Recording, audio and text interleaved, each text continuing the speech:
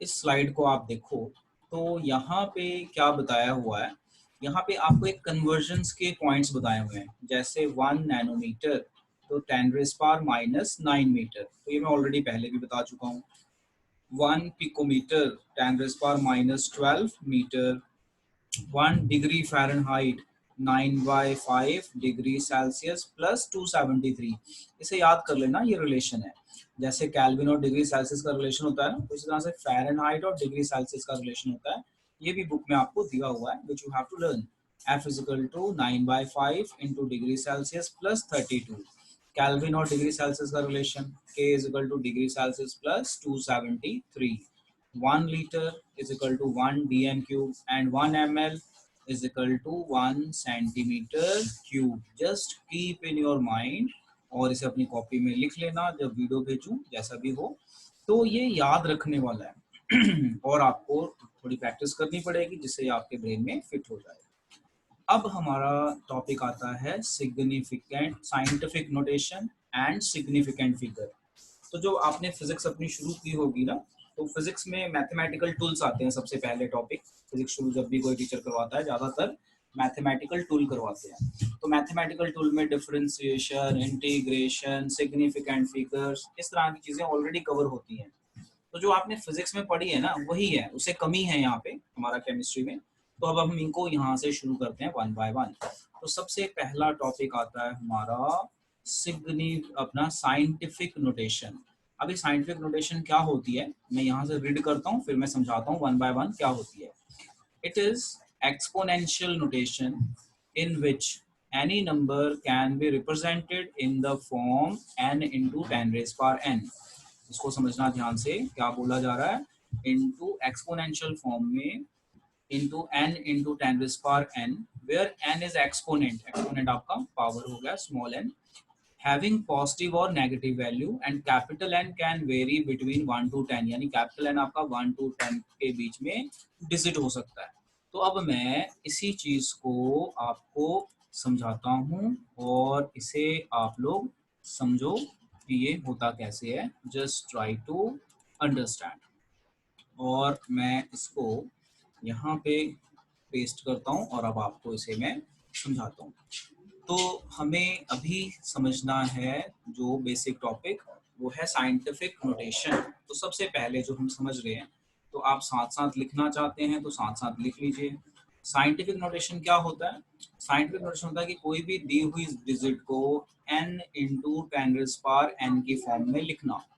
जो आपका n है, n होगा आपका 1 to 10 के बीच में डिजिट। जो n है, n होगा आपका ये डिजिट, मान लो 1 to 10 के बीच में।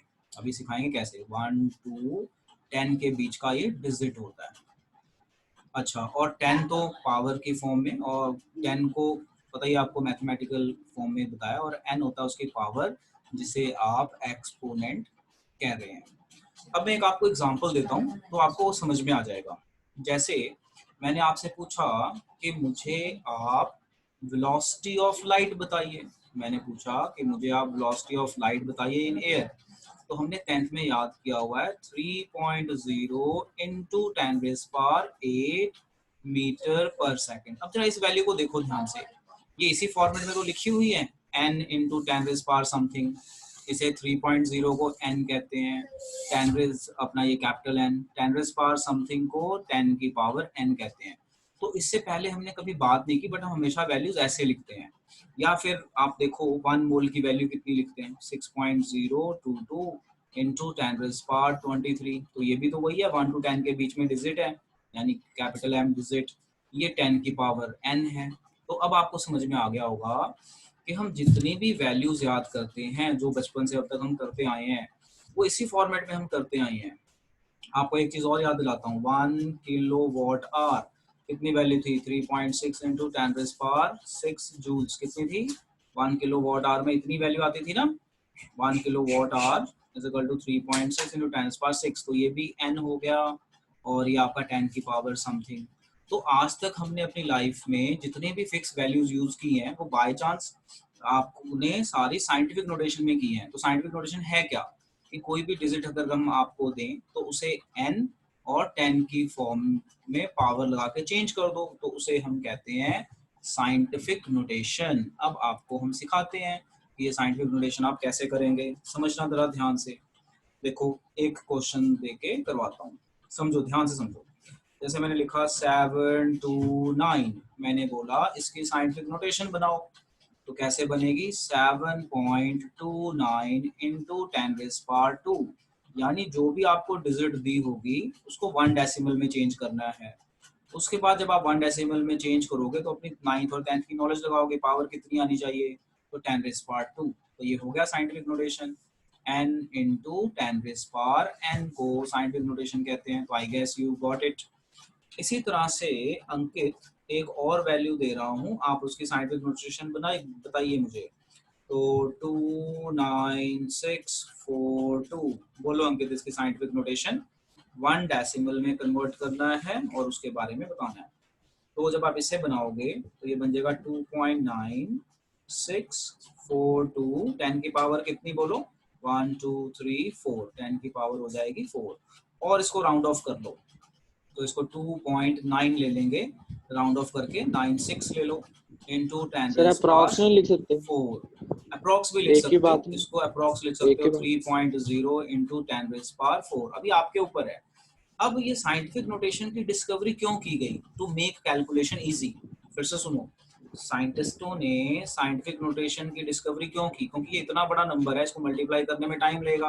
अगर हम इसको इस तरह से करके राउंड ऑफ कर लें तो राउंड ऑफ करके हम नियर टू कैलकुलेशन पहुंच जाएंगे और हम कैलकुलेशन भी इजी कर पाएंगे। समझ में आया ना? साइंटिफिक नोटेशन की डिस्कवरी का मेन रीजन क्या था कि जो बड़ी बड़े नंबर होते हैं उनको इजी तरीके से हम डिनोट कर पाए और उनसे रिलेटेड कैलकुलेशंस को हम इजीली कर पाए। तो आई होप आप इसको समझ गए होंगे, कोई ज़्यादा डिफिकल्ट टॉपिक नहीं है। तो आगे चलते हैं, एक और क्वेश्चन करते हैं और वो भी हम पूछते हैं किसी से, कौन बता पाएगा, देखते हैं। अब मैं लिखता हूँ वैल्यू 0.00023, इसकी साइंटिफिक नोटेशन बताओ, मैथ्स लगानी है। अगर इस तरह की सिचुएशन थी तो आपकी पावर प्लस में थी, अगर ऐसी सिचुएशन है तो 2.3 इंटू 10⁻⁻4। हाँ, तो 2.3 मैथ्स लगाओ, ये पॉइंट हटाओ, नीचे आ जाएगा अपना जो भी आ जाए, तो इस पॉइंट को यहाँ ले आओ। 2.3 सॉरी 2.3 हो जाएगा, यस लिखने में गलती हो गई। तो इट इज पावर बेसिकली -5 नहीं होगी? बिल्कुल बिल्कुल माइनस में आएगी बेटा, माइनस में ही आएगी, ऑब्वियसली माइनस में आएगी। इंटू 10⁻⁴ कितना, 1 2 3 4 -4। अब ये कैसे आया बताते हैं, कई बच्चों का ना तो कैलकुलेशन में गड़बड़ हो जाती है। 0.00023, इस पॉइंट को हटाओ, इस पॉइंट को हटाओगे तो कितनी जीरो आएगी, 1 2 3 4 5, ये आ गई 10⁻⁵। ठीक है, तो ये बन गया 23 इंटू 10⁻⁻5। तो एक जीरो इसको दे दो, एक जीरो दे दो, मतलब ये बन गया 2.3, क्योंकि साइंटिफिक नोटेशन में 1 डेसिमल में दिखाना होता है, इंटू 10⁻⁻4। समझ में आया ना कैसे होता है ये? तो कई बच्चे ये सोचते हैं माइनस कैसे आ गया, तो ये मैंने बताया है कि नीचे से पावर ऊपर जाएगी तो माइनस आ गया, for just your understanding only. चलो अब हम कुछ क्वेश्चंस कर लेते हैं और देखते हैं कि हम उसका आंसर समझ पा रहे हैं कि नहीं। तो ये आता है हमारा इससे रिलेटेड क्वेश्चंस। एक मिनट बेटा, क्वेश्चंस कहाँ गए, क्वेश्चंस क्यों नहीं आए?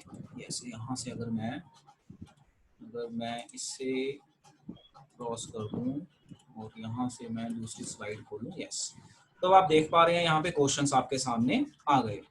अब ये लिखा है 0.0048, तो इसकी साइंटिफिक नोटेशन देखो कितनी बनेगी, 4.8 इंटू 10⁻⁻3। नेक्स्ट क्वेश्चन देखते हैं 234000, तो इसकी 1 डेसिमल तक लेके आना है ना, तो काउंट कर लो 1 2 3 4 5, तो 2.340 इंटू 10⁻⁵, इसको राउंड ऑफ कर लो, जब आपने न्यूमेरिकल करना है 2.3 लेके कर लो, या 2 है ना, 2.3 ले लो। अब ये है 8008, इसका साइंटिफिक नोटेशन, तो कैसे बनेगा 8 पॉइंट, यानी 1 डेसिमल में कन्वर्ट करना है। देखो 1 डेसिमल 10 की पावर समथिंग, 1 डेसिमल 10 की पावर समथिंग। तो आई गेस आपको ये समझ में आ गया होगा कि हम साइंटिफिक नोटेशन कैसे करने वाले हैं। तो आई गेस अभी आपको समझ में आ गया ना, तो it is very easy topic, very very easy topic जो आपको समझ में आ गया, साइंटिफिक नोटेशन। अब इसके बाद जो हमारा टॉपिक आता है, इस टॉपिक का नाम है सिग्निफिकेंट फिगर्स। अब मैं इसको समझाता हूँ क्या होता है, समझो जरा। What is significant figures?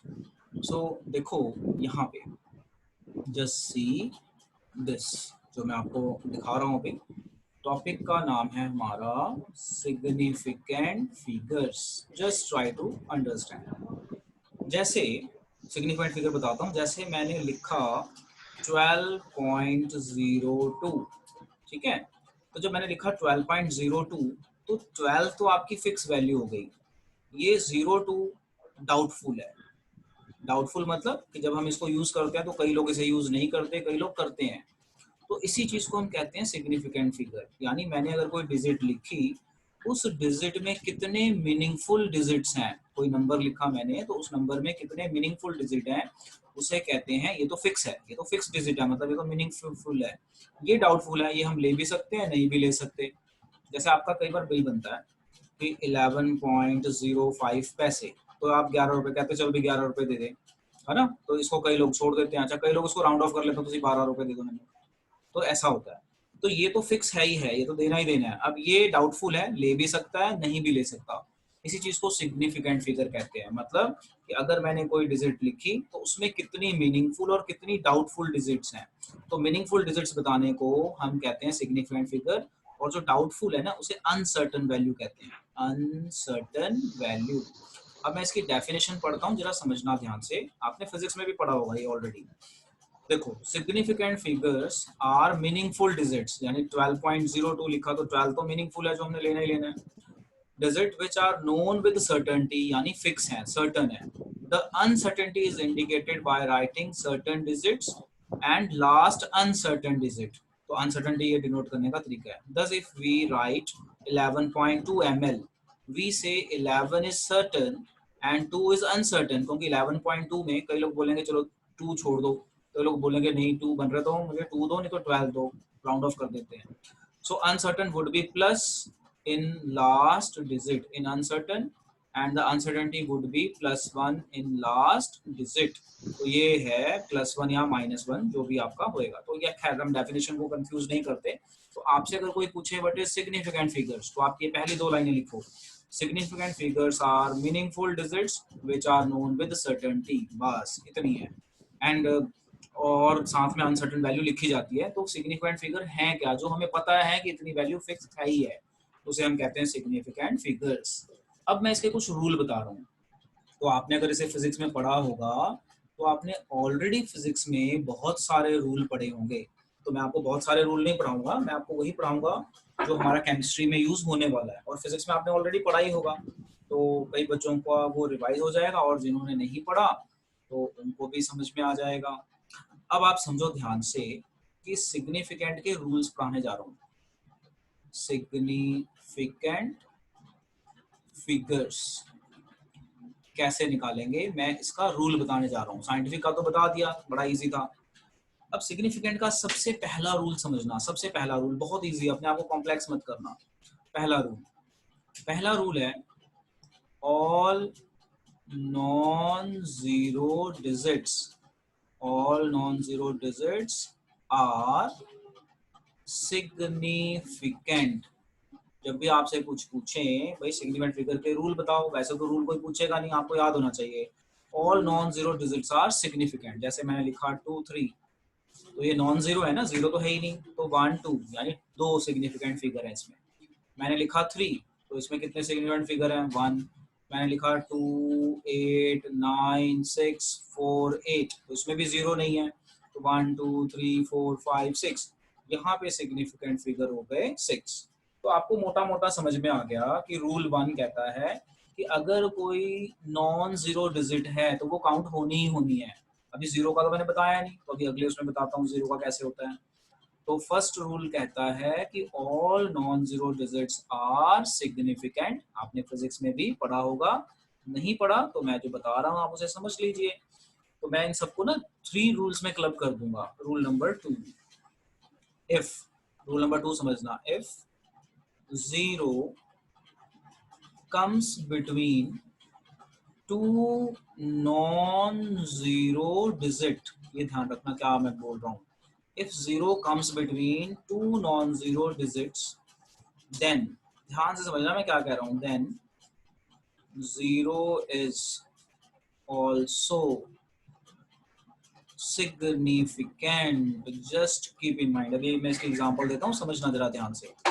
If 0 comes between two non-zero digits, then 0 is also significant. जैसे मैं बता रहा हूँ, जरा समझना जरा ध्यान से. नंबर 1 मैंने लिखा 222. कितने सिग्निफिकेंट फिगर हैं, ये एग्जांपल समझा रहा हूँ. कितने, इसमें तो रूल 1 ही लग जाएगा ना, तो इसमें है सिग्निफिकेंट 3. अगर मैंने लिखा इसको ऐसे 203, अब ये 0 नॉन जीरो के बीच में आ रहा है तो 0 भी काउंट होएगा. तो आंसर क्या बना, if 0 comes between two non zero then 0 is also significant, यानी यहाँ पे भी सिग्निफिकेंट हो गया 3. अब मैं अगर ऐसे लिख दूं 1010, इसका बताओ क्या आंसर है, कितने सिग्निफिकेंट फिगर है. तो अगर हम रूल 2 और 1 को कंबाइन कर दें तो नॉन जीरो तो सिग्निफिकेंट है ही है. अब ये 0, ये जो दो 0 हैं, ये सिग्निफिकेंट होगी कि नहीं होगी, उसके लिए रूल 2 देखो. If 0 comes between two non zero, ये रहा नॉन जीरो, ये रहा नॉन जीरो, ये रहा 0, तो ये वाला सिग्निफिकेंट होगा. देन 0 इज आल्सो सिग्निफिकेंट, यानी वो 0 जो नॉन जीरो के बीच में आ रही है, यानी ये तो नहीं आ रही, तो यहाँ पे भी सिग्निफिकेंट कितना हुआ 3. बेटा कोई डाउट हो तो बीच में एक्सक्यूज मी करके अपना डाउट पूछ लेना बेटा. लो एक और एग्जांपल, 202020, बोलो कितने सिग्निफिकेंट है. तो रूल 1 कहता है नॉन जीरो तो सिग्निफिकेंट है ही है, रूल 2 कहता है वो 0 भी सिग्निफिकेंट हो जाएगी. 5 है. हाँ तो 1 2 3 4 5, ये 2 0 सिग्निफिकेंट नहीं होगी. तो वेरी गुड, तो आई गेस आपको समझ में आ गया. अब मैं आपको कराऊंगा थर्ड रूल, और जब मैं थर्ड रूल कराता हूँ ना तो बच्चे जनरली आंसर गलत देना शुरू कर देते हैं. और आंसर वो गलत क्यों देते हैं, क्योंकि वो थर्ड रूल को सही से समझते नहीं है. देखो थर्ड रूल कहाँ पे लगाना है, जब डेसिमल हो. ध्यान से सुनना, रूल 1 और रूल 2 कब लगाना है, जब डेसिमल ना हो. ठीक है, मतलब रूल 1 रूल 2 आपने अपने ब्रेन में हमेशा याद रखना है, वो भी लगते हैं. बट जो हमारा रूल 3 है वो डेसिमल को रिलेट करता है. तो जब मैं आपको डेसिमल वाला कंसेप्ट बता दूंगा तो आपको अपने आप ये चीजें समझ में आ जाएंगी कि आपने ये कैसे करना है. ठीक है, लो समझो जरा ध्यान से. रूल 3 कहता है those zeros are also significant. ध्यान से समझना, those zeros are also significant which come after non-zero digit having decimal anywhere. मैंने यहाँ पे वर्ड यूज किया डेसिमल और एक वर्ड यूज किया कम आफ्टर नॉन जीरो, है ना ये. अब इसे जरा ध्यान से समझना. ये रूल तो पहली बात वहां लगेगा जहां पे डेसिमल हो, पहली बात तो ये. और जो आपने पहले 2 रूल पढ़े हैं वो तो है ही अपनी जगह पे ठीक, बट थर्ड रूल की वैलिडिटी जब ही आएगी जब डेसिमल हो. जरा समझना कैसे, अब मैं एग्जांपल दे रहा हूँ जरा समझना. ठीक है, तो कोई एक बच्चा ले लेते हैं रिस्पॉन्स के लिए. तो let us take Harshita. Harshita you are there ना, बोलो जरा. ठीक है, पहला क्वेश्चन बेटा दे रहा हूँ. पहला क्वेश्चन मैंने जैसे लिखा 100, मुझे बताओ कितने सिग्निफिकेंट फिगर हैं, क्योंकि इसमें तो डेसिमल है ही नहीं ना, तो रूल 3 तो लगेगा नहीं. रूल 1 और 2 के बेस पे बोलो. इसमें है 1, कितने हैं, क्योंकि 0 तो सिग्निफिकेंट ही नहीं होगा. हाँ ठीक है ना. अच्छा एक मैं और एग्जांपल देता हूँ. अब मैं एग्जांपल देता हूँ 1.00. अब कितने सिग्निफिकेंट है. अब ये देखो डेसिमल लगा दिया ना तो आपका रूल 3 वैलिड हो जाएगा. रूल 3 कहता है those zeros are also significant which come after non zero. ये 2 0 नॉन जीरो के बाद ही तो आ रही हैं. having decimal anywhere, डेसिमल चाहे कहीं भी हो, तो ये 2 0 भी सिग्निफिकेंट हो गई और बन गया ये 3. एक और एग्जांपल कराता हूँ कंफ्यूज करने के लिए, देखता हूँ कितना आपका रूल पक्का हो गया. अगर मैं इसी को ऐसे लिख दूं 0.0100, अब कितने सिग्निफिकेंट है, सोच के बताना. इसमें भी रूल 3 लगने वाला है, इसको आप लोग सोच के बताना. देखो सर कहता 3 है कि हाँ मैं बता रहा हूँ, सुनते जाओ। दो zeros are also significant which come after non zero, यानी ये दो जीरो तो सिग्निफिकेंट होंगी क्योंकि ये नॉन जीरो के बाद में आ रही है। इनका क्या होगा, ये नहीं होंगी क्योंकि इनसे पहले कोई नॉन जीरो नहीं है। और डेसिमल होना चाहिए, यस डेसिमल है, तो ये बन गया आपका 3। लो जी, अब अगर कोई डाउट आता है तो मुझे बोलो और फिर मेरे से पूछो। So now let us learn some problems related to significant figures. तो ये आपको नजर आ रही है, तो साइंटिफिक नोटेशन है, ये रूल्स हो गए। तो ये रूल्स 6 है ना टोटल बुक में, तो मैंने 6 की जगह 3 में क्लब कर दिया। अब यहाँ पे देखो, सबसे पहले ये जो पहली एग्जांपल इसको छोड़ देते हैं, इसको थोड़ी देर में करेंगे। ये वाला एग्जांपल देखो, एग्जांपल 4.1।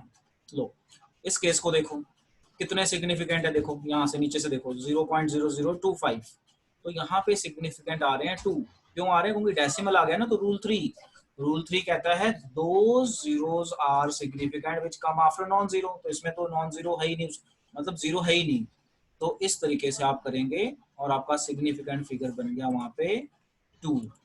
ओके जी, अब आओ सेकंड 208, कितने सिग्निफिकेंट है 3। मुझे बताना कहीं दिक्कत आए तो रोक लेना। 5005 में 4, फिर ये आपका 126,000, तो ये जीरो सिग्निफिकेंट होएगी नहीं क्योंकि डेसिमल नहीं लगा, तो ये जीरो सिग्निफिकेंट नहीं होगी। बट अगर डेसिमल लगा होता तो ये जीरो भी सिग्निफिकेंट हो जाती। तो बन गया आपका 3। अब ये वाला देखो, ये यहाँ पे डेसिमल लगा है, तो रूल 3 कहता है दो zeros are significant which come after non zero having decimal anywhere. तो ये बिल्कुल उस रूल में फिट हो रहा है। तो यहाँ पे सारी जीरो सिग्निफिकेंट है और ये हो गया 4।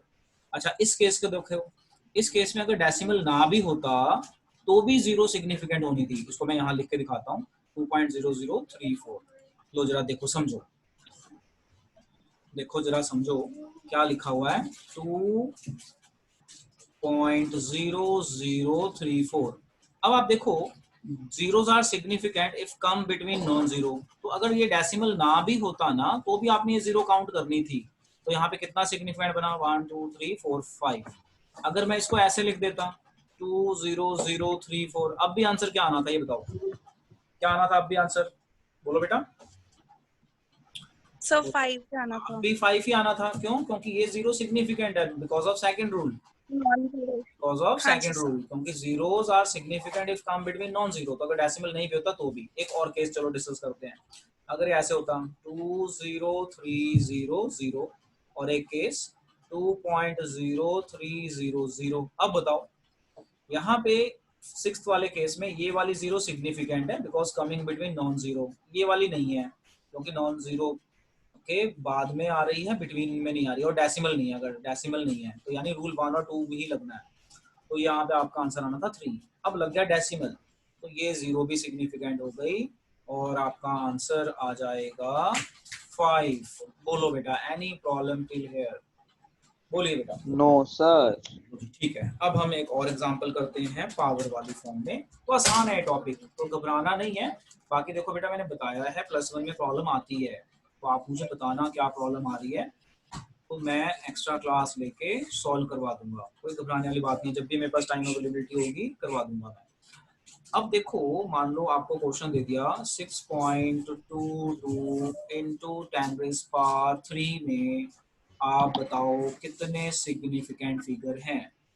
तो पावर 3 को इग्नोर करना है, हाँ सुनते जाओ, पावर को इग्नोर करना है, इसको नहीं देखना, यही देखना है डिजिट। ये रूल है कि पावर्स को नहीं देखना, ये देखना जो दिया हुआ है। तो यहाँ पे 3 बन रहा है, तो सिग्निफिकेंट फिगर हो गए 3।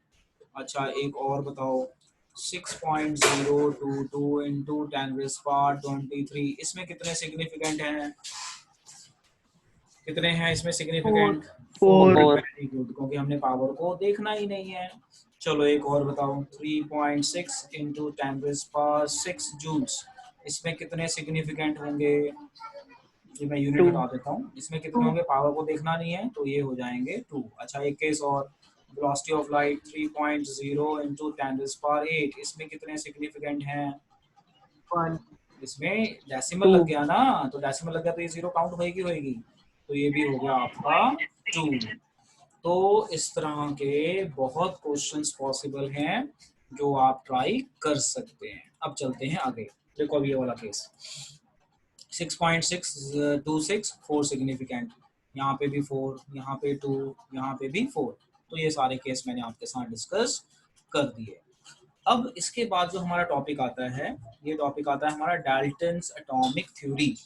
डाल्टन्स एटॉमिक थ्योरी क्या कहती है? जो पार्टिकल्स हैं, जो हमारा एटम है या कोई भी कंपाउंड है, वो छोटे छोटे पार्टिकल्स का बना हुआ है, उसे एटम कहते हैं। ये ऑलरेडी आपने पढ़ा हुआ है। एटम्स की अगर सेम एटम है, सेम एलिमेंट के, तो उनकी प्रॉपर्टी और मास सेम होगा। Compounds are form when atoms of different elements combine, ये कभी भी पेपर में नहीं पूछा जाता। फिर फोर्थ पॉइंट कहता है मास can neither be created nor destroyed. तो डाल्टन्स एटॉमिक थ्योरी आपने कॉपी में नहीं लिखनी। क्यों नहीं लिखनी? पेपर में नहीं आएगी, हमें पता है ऑलरेडी, हम इसे 9th में पढ़ चुके हैं, हमें ऑलरेडी पता है। ठीक है, रिवीजन बेटा करते रहना, रिवीजन करनी बहुत जरूरी है। अब हम लॉ पढ़ते हैं। अब इसके बाद हमारा आता है टॉपिक लॉज का। तो laws are very very important, आप इसे समझिए ध्यान से। लॉज क्या कहते हैं और इनको किस तरह से हमने करना है। तो हमने अभी 2 लॉज पढ़ने हैं। पहला लॉ कहता है लॉ ऑफ कंजर्वेशन ऑफ मास, दूसरा लॉ कहता है लॉ ऑफ अपना डेफिनेट प्रोपोर्शन और लॉ ऑफ कांस्टेंट कॉम्पोजिशन भी कहते हैं। तो भाई इनको मैं 1 बाय 1 आपको समझाता हूँ और फिर मैं आगे चलता हूँ। तो लो जी, जैसा मैंने आपको बताया लर्निंग वाला चैप्टर है, तो लर्निंग हमारी चलेगी। अब हमारा टॉपिक है लॉ ऑफ कंजर्वेशन ऑफ मास। तो ये लॉ कहता है मास can neither be created nor destroyed in a chemical reaction. ये तो हमें ऑलरेडी पता है, इसलिए मैं लिख नहीं रहा हूँ। मास can neither be created nor destroyed in a chemical reaction. इसको मैं एक एग्जांपल देके समझाता हूँ। जैसे C&O2 है, ठीक है बेटा, ये रिएक्ट करके क्या बनाएगा? CO2। ऐसे ही मैं हाइपोथेटिकली समझाने की कोशिश कर रहा हूँ, समझना। C+O2 रिएक्ट करके बनाएगा CO2। अब देखो हम मान लेते हैं कार्बन का मास है 12, वैसे भी 12 ही होता है। इसका मास मान लेते हैं 36, तो आप वैसे ही 16 दूनी कितने होते हैं? 16 दूनी 32 हो गए ना, तो ये 32। 32 ही हो जाएगा। तो जब आप इसका मास निकालोगे ना, तो ये 44 आता है। और इसका टोटल करो, इसका टोटल भी कितना आता है? 44 ग्राम, और इसका भी टोटल 44। बस यही कहता है law of conservation of mass. Law of conservation of मास कहता है जब भी आप कोई रिएक्शन करेंगे, तो रिएक्शन को करने से पहले उसका ना टोटल मास चेक कर लो रिएक्टेंट्स का। उसके बाद जो प्रोडक्ट बनेगा ना, तो प्रोडक्ट का भी टोटल मास चेक कर लो। तो आपको ये हमेशा सेम मिलने चाहिए, और मिलते हैं, सेम ही मिलते हैं। तो इसे कहते हैं लॉ ऑफ कंजर्वेशन ऑफ मास के इन अ chemical reaction total mass of the reactants is always equal to total mass of product। यहाँ पे तो मैंने खैर मोलर मास ले लिया, बट जब आप दूसरी रिएक्शंस देखोगे ना, तो उन्होंने ना कई जगह हाइपोथेटिकल लिया कि भाई 20 gram carbon combines with 16 gram oxygen to form CO2 और इतना बनाओ। बताओ ये law of conservation of mass को ओबे करता है कि नहीं? तो आपने क्या करना है, जो जो मास दिए उनको ऐड कर लो, फिर प्रोडक्ट का मास अलग निकाल लो, फिर चेक कर लो कि दोनों सेम है कि नहीं। सेम है तो आपका लॉ ऑफ कंजर्वेशन ऑफ मास वो ओबे करेंगे, सेम नहीं है तो वो ओबे नहीं करेंगे। तो करने चाहिए, क्योंकि law of conservation of mass obey करना चाहिए, बहुत बहुत बहुत इंपॉर्टेंट है। अब हम चलते हैं अगले लॉ पे। अगला लॉ हमारा कहता है law of definite proportion. Law of definite proportion, also called law of constant composition। law of constant composition। तो 1 मिनट थोड़ा सा आपको मैं एक शीट देता हूँ, जब तक आप उसको, ठीक है बेटा, जब तक आप इसे पढ़िए। हेलो, हाँ जी, आई गेस आपने ये पढ़ लिया होगा। तो मैं अब आपको थोड़ा सा गैप भी मिल गया आपको, तो अब मैं आपको पढ़ाता हूँ। मीटिंग ओवर होने का भी टाइम हो गया, तो मीटिंग ओवर होने से पहले मैं इसको समझा दूँ होता क्या है। Around 3 minutes left. हाँ, और कांस्टेंट कॉम्पोजिशन भी कहते हैं, कॉम्पोजिशन। अब ये होता क्या है constant composition? Just try to understand. जैसे मान लो H2O बनाना है, तो H2O हमने बनाया, अलग अलग केमिकल रिएक्शन करके हमने H2O बनाया, वाटर बनाया। अलग अलग केमिकल रिएक्शन करके हमने वाटर बनाया। कोई भी मेथड लगा लो, मान लो हमने कोई केमिकल रिएक्शन की, कोई हमने और रिएक्शन की, कोई और रिएक्शन की, एक्सपेरिमेंट 1 किया उसमें वाटर बना, 2 किया, मतलब सेम मेथड से नहीं बताया। एक जगह हाइड्रोजन ऑक्सीजन को रिएक्ट करके बनाया, एक जगह कहीं पे कोई रिएक्शन की तो वाटर बन गया, ऐसे ही कुछ हमने अलग अलग स्टेप फॉलो किए। तो हमने देखा जब भी वाटर बनता है तो वाटर में H हमेशा 2 है और ऑक्सीजन हमेशा 1 है। यानी अगर हम मास निकालें तो 2:16 आएगा। तो जब और इसको हम अगर डिवाइड कर दें तो 1:8। तो बस यही है कहता है लॉ, कहता है कि मान लो आपके पास कोई केमिकल कंपाउंड है, केमिकल कंपाउंड, उसमें हमने वाटर ले लिया। कहता है मान लो आपके पास कोई भी केमिकल कंपाउंड है, हमने वाटर ले लिया मान लो।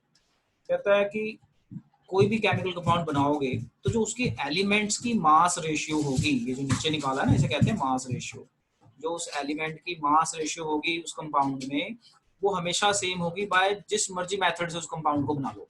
जैसे मैंने वाटर बनाया तो वाटर बनाने के लिए अलग अलग मेथड फॉलो कर लो, जैसे हाइड्रोजन ऑक्सीजन को रिएक्ट करा लो, कोई डिकम्पोजिशन रिएक्शन कर लो, कुछ और रिएक्शन कर लो, और अगर आप वाटर बना रहे हो तो हमेशा वाटर आपको H2O मिलेगा, मतलब मास रेशियो हमेशा 1:8 मिलेगी।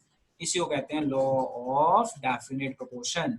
मतलब in a chemical compound elements are always present in simple whole number ratio by their mass. Simple whole number 1, 8, 1, 2, 2, 3 इस तरह से होता है।